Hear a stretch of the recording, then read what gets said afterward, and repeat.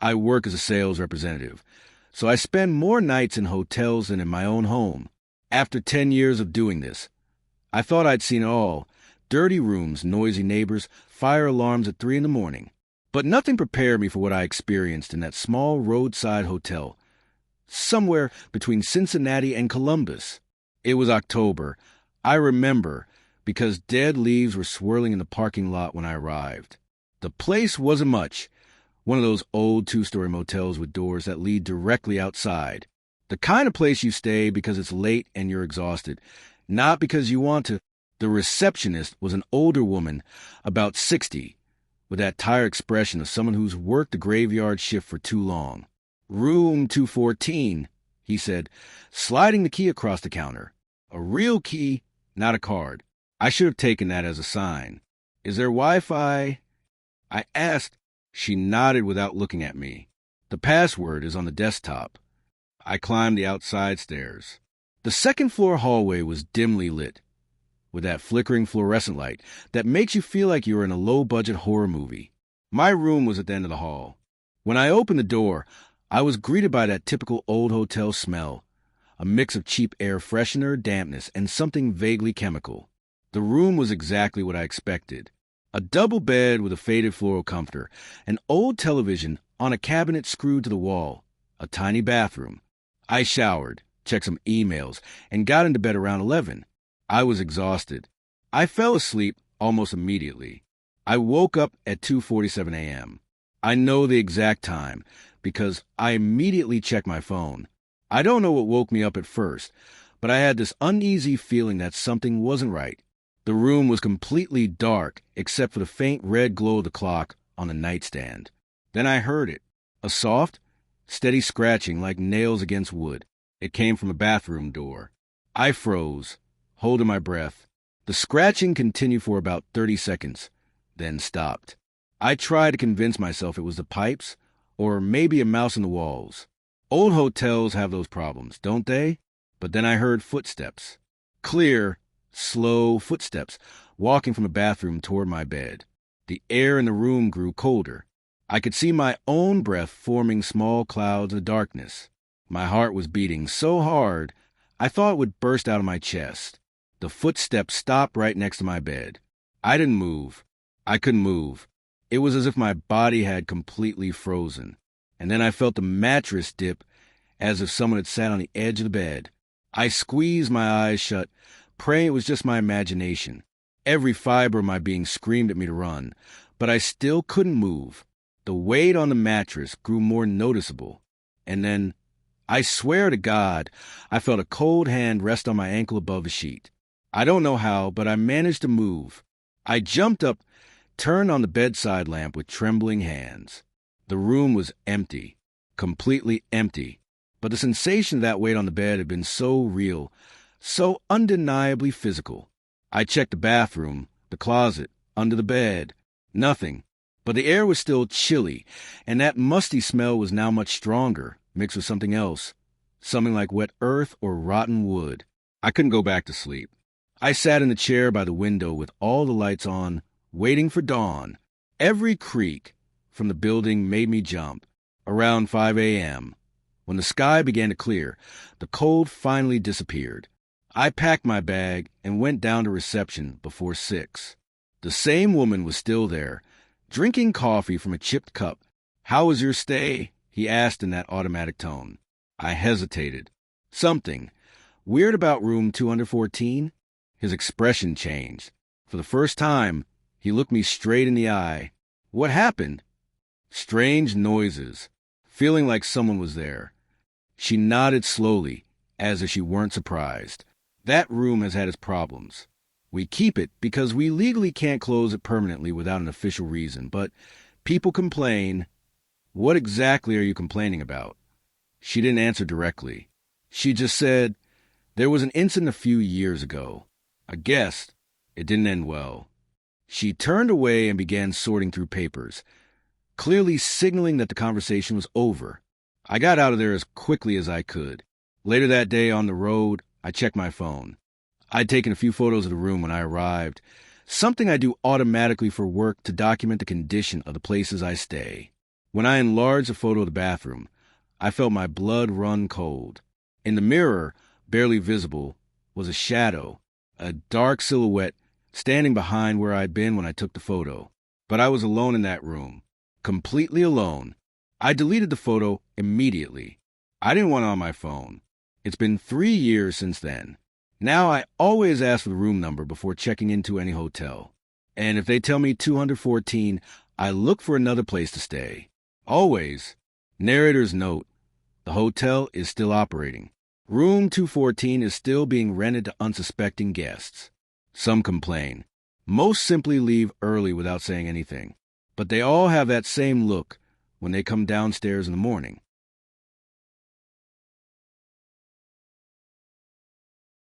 My honeymoon was supposed to be perfect. Sarah and I had planned every detail for months.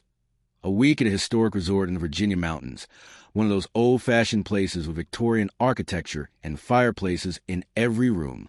It was expensive, but worth it to celebrate the best day of our lives. We arrived on a Friday afternoon in November. The place was even more beautiful than the photos showed. High ceilings, stained glass windows, antique furniture that looked like something out of another era. Our room was on the 3rd floor, overlooking the mist-shrouded woods. It was romantic, peaceful, exactly what we wanted. The first night was wonderful. We had dinner in the hotel restaurant, walked through the gardens despite the cold, and fell asleep snuggled up while the fireplace gently crackled. But the second night, that night everything changed. It was around 2 a.m. when Sarah woke me up by shaking my shoulder. "Mike, do you hear that?" he whispered. I rubbed my eyes, disoriented. Then I heard it. Someone was crying in the next room. It wasn't normal crying. It was a deep, heart-wrenching sob, the kind that comes from absolute anguish. "Poor thing," Sarah said. "Something terrible must have happened to her." The crying continued for almost 20 minutes. We wanted to do something. But what? We couldn't just knock on the door. Eventually, the crying stopped. Sarah and I went back to sleep. The next night, it happened again. Same time, 2 a.m., the same heart-rending crying. This time, Sarah called the front desk. "Is there a problem in the room next to ours?" he asked. "We've heard someone crying 2 nights in a row." There was a long pause on the other end of the line. "What room did they say it was?" 312, Sarah replied. "We're on 314. Another pause. "Ma'am, there's no room 312. Your room is at the end of the hall. There's nothing to your left except a maintenance closet." Sarah looked at me, the color draining from her face. "That can't be right," I said, taking the phone. "We clearly heard someone crying behind that wall." "Sir, I can send someone to check if you like." "Yes, please." 15 minutes later, a security guard knocked on our door. He was a big man in his 40s, with that professional but slightly annoyed demeanor of someone who's been woken up in the middle of the night. "Show me where you heard the noise," he said. We walked out into the hallway. I pointed to the wall to the left of our door. "Right there. It sounds like it's coming from a whole room on the other side." He knocked on the wall. A solid sound. He nodded. "It's just an exterior wall, folks. There's no room there. You probably heard the pipes or the wind. This building is old. It makes weird noises." But he didn't seem convinced by his own words. There was something in his expression, a tension around his eyes. "Have there been other reports?" I asked, "About this room specifically?" He didn't answer immediately. Finally, he said, "Look, this is a historic building. It's over 100 years old. Some people are sensitive to certain things. If you'd rather change rooms, I can arrange that tomorrow." "What kind of things?" I persisted. He sighed. "There was an incident a long time ago. A woman, well, it didn't end well, but that was in 1952. It has nothing to do with you. We didn't sleep well that night, but we didn't hear anything else either. The next day, we went to the reception desk and asked to see the building's plans, specifically the 3rd floor. The receptionist, a young woman who clearly knew nothing about the history of the place, showed us the plans without any problem. There it was. In the original 1890 plans, there was a room 312. But in the updated 1955 plans, that room had been removed. In its place was simply a notation: space enclosed, not accessible. What happened here? Sarah asked, pointing at the space. The receptionist shrugged. I have no idea. Before my time. That night, we waited awake. At exactly 2 a.m., it started again, the crying. But this time, Sarah did something I would never have dared to do. She stood up and put her hand against the wall. Sarah, what are you doing? Sure, he whispered. I can feel something. The wall is vibrating. I stood up and placed my hand next to his. He was right. I could feel a very slight vibration, as if something on the other side was moving or shaking. The crying grew louder, and then, clearly we heard words. A woman's voice, muffled but understandable. Please, someone get me out of here. Sarah backed away so fast she almost fell. We have to help her. She's trapped. Sarah, there's no one there. The wall is solid. There can't be anyone there. But the knocking began. Desperate knocking against the wall, like fists pounding from the other side. Please, don't leave me here. I called the front desk, demanding that someone come immediately. This time the night manager arrived, an older man with a stern expression. I need you to open that room, I demanded. There's someone trapped in there. There's no room, he said in a tired voice. And this isn't the first time we've heard this. So what the hell is going on? He closed his eyes for a moment, as if gathering the courage to say something he'd rather not. In 1952, a woman named Elizabeth Marsh stayed in room 312. She'd come to end her marriage. Her husband found her. There was a confrontation. He locked her in a room and started a fire in the hallway to keep her from leaving. The fire didn't spread far, but the smoke, she died of smoke inhalation. The room was sealed off afterward as part of the renovation. Officially, because of structural damage. Unofficially, is she still there? Sarah whispered. They didn't find her body, the manager admitted. Her husband said she had escaped, but she was never seen again. The investigation was closed inconclusively. They sealed the room, and it was never reopened. We moved rooms that same night. But as we were packing, while the manager waited in the hallway, Sarah approached the wall one last time. I'm sorry, he said softly. I wish we could do something. The crying stopped. For a moment, there was absolute silence. And then, a clear voice directly from the other side of the wall, so close it could have been a whisper in our ear. Thank you for listening. Sarah stepped back. We grabbed our bags and left without looking back. We ended our honeymoon at another hotel, but neither of us has been able to forget that voice. Sometimes Sarah wakes up in the middle of the night, saying she can still hear it. Narrator's note. The resort is still operating. Room 314 is now being offered at a discount. And according to recent records, the wall between room 314 and the sealed space is only 10 centimeters thick. Enough to clearly hear what's happening on the other side, if there's an other side. I'm a nurse, working rotating shifts at a hospital 2 hours from my home. Once a month, I have to stay at a hotel near the hospital to cover double shifts. I always stay in the same place, a moderately affordable, clean, functional chain hotel. Nothing special, but it gets the job done. The last time I stayed there was in March. I got a room on the 4th floor, which was unusual because I usually get something on the 2nd floor, room 428 to be exact. I arrived after a grueling 12-hour shift. It was almost 11 at night. I just wanted to shower and sleep.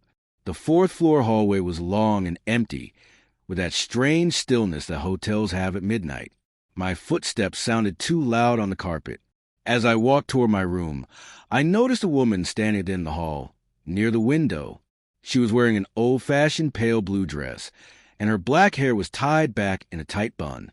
I thought it was strange because it was so late and she was just standing there, staring out the window. Good evening, I said as I passed, being polite. She didn't respond. She didn't even move.